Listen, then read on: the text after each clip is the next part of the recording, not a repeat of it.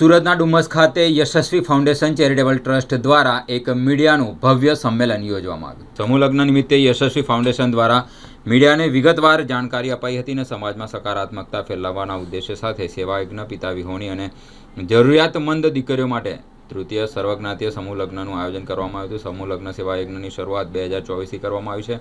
પ્રથમ વર્ષે 21, બીજા વર્ષે 51 દીકરીઓના લગ્ન સફળતાપૂર્વક પૂરા કરવામાં આવ્યા હતા. ત્રીજા વર્ષે રેકોર્ડ બ્રેક 101 દીકરીઓના લગ્ન કરવામાં આવ્યા. પાનેતર, મહેંદી, કર્યાવર સહિત તમામ જવાબદારી યશસ્વી પરિવાર દ્વારા કરવામાં આવી હતી.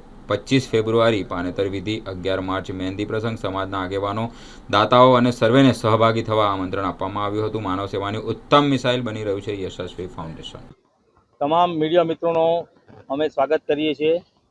આજના શુભ પ્રસંગે આપ સૌ અહીંયા આવ્યા એ બદલ ખૂબ ખૂબ આભાર. યશસ્વી સમૂહ લગ્ન, તૃતીય સમૂહ લગ્ન અમે કરવા જઈ રહ્યા છીએ, જેમાં 101 દીકરીઓનો અમે સમાવેશ કરેલ છે. આ વખતે અમે 101 દીકરીઓના લગ્ન કરવા જઈ રહ્યા છીએ, જે અમે 14 માર્ચના રોજ અમે રાજઘરાના, જે આપણે અહીં બિલકુલ ડુમસ રોડ પર બાજુમાં સેટ છે, એ જગ્યા ઉપર એ પ્રસંગ અમે કરવા જઈ રહ્યા છીએ.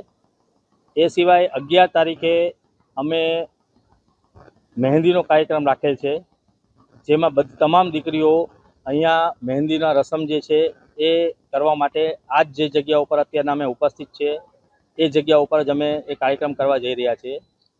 એના સિવાય 14 માર્ચના જે દીકરીઓ છે એમને તૈયાર થવા માટે એને અહીંયાથી જ બાજુના જે હોલમાં અમે હોલ રાખેલ છે, જેની અંદરમાં એ તૈયાર થઈ શકે.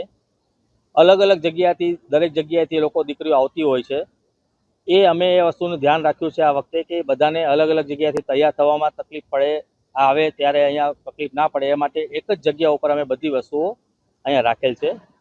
અને તમામ દીકરીઓ જે અત્યારના 101 દીકરીઓના અમે લગ્ન કરવા જે જઈ રહ્યા છીએ, એ તમામ એવી દીકરીઓ છે જે પિતા વિહોણી છે, અથવા એવી દીકરીઓ છે જે અનાથ છે, અને એવી બી દીકરીઓ છે જેની જરૂરતમંદ છે, જેના અર્નિંગ મેમ્બરની કોઈ ડેથ થઈ ગઈ છે અથવા અર્નિંગ મેમ્બર કોઈ છે નહીં, એ ટાઈપની બી દીકરીઓ છે.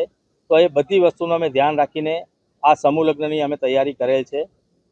સમૂહ લગ્નના ભાગરૂપે અમે જે બી અત્યારના દીકરીઓ છે એનું કર્યાવર અને બધી વસ્તુનું અમે ધ્યાન રાખેલ છે. આ વખતે અમે કર્યાવરના રૂપમાં દીકરીઓને તમામ વસ્તુઓ, જેમ કે ઘરગથ્થુની બધી, આપણે રસોડાની, આપણે કિચનની જે બી વસ્તુ સામગ્રી છે એ બધી અમે આપશું એમને. કબાટ છે, પલંગ છે, ફ્રીજ, ટીવી, આ બધી વસ્તુઓનો અમે સમાવેશ કરેલ છે, જે દીકરીઓને અમે આપતા હોઈએ છીએ દર વર્ષે. પહેલા વર્ષે અમે 21 દીકરીઓના લગ્ન કરેલા હતા, સમૂહ લગ્ન કરાવેલા હતા. બીજા વર્ષે અમે 51 દીકરીઓના સમૂહ લગ્ન કરાવેલા હતા.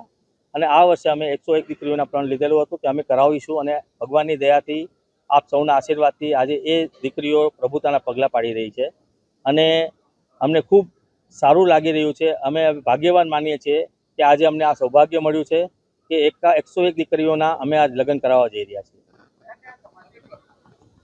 આપણે તમામ હિન્દુ સમાજની દીકરીઓ છે, એમાં એક દીકરી એવી બી છે જે મુસ્લિમ છે, પણ એ હિન્દુ રીતિ રિવાજથી હિન્દુ પરિવારમાં લગ્ન કરવા માટે આવી રહી છે. સરકારનો જે નિર્ણય છે એ એની જગ્યા ઉપર સારો જ નિર્ણય છે. એ એમને વિચારીને જ નિર્ણય લીધો છે કે આજે અત્યારના જે બી મેચ્યોર થયા પછી જે દીકરીઓ આજે અગર સપોઝ મા બાપની ઈચ્છાથી જે કામ કરે છે, સુખી રહે છે, અને પોતાના મનથી જે કામ કરે છે, એની માટે મા બાપનું એક કહેવાય કે સપનું હોય કે દીકરી પોતાને મરજીથી લગ્ન કરે, પણ એટલીસ્ટ મા બાપના કહેવાય રજામંદીથી કરે. એ માટે સરકારનો નિર્ણય સારો જ છે, એમાં કોઈ ખોટું નથી. સામાજિક બેલેન્સ સારું જ રહેશે એમાંથી. અને જો એક વસ્તુ બહુ ક્લિયર છે કે આજે અત્યારના દરેક મા બાપને એવી ઈચ્છા હોય કે એના દીકરા હોય કે દીકરી હોય એના લગ્ન ધામધૂમથી કરે, પોતાની રીતે સારી રીતે કરે, સમાજમાં કરે, અથવા સમાજની બહાર બી કોઈ વ્યક્તિ હોય એની સાથે બી કરે, તો એમાં આજના જે યુગમાં કોઈ વસ્તુ ખોટી બી નથી. મારા હિસાબે આ બધી વસ્તુ એ કહેવાય કે બસ રજામંદીથી થાય, મા બાપ બી એ વસ્તુને સ્વીકાર્ય કરે, એમાં દીકરા દીકરીનું હિત છે. અને દીકરા દીકરીને અગર સપોઝ એવી ઈચ્છા છે કે અગર કોઈ લગ્ન કરે તો એમાં કોઈ ખોટું બી નથી.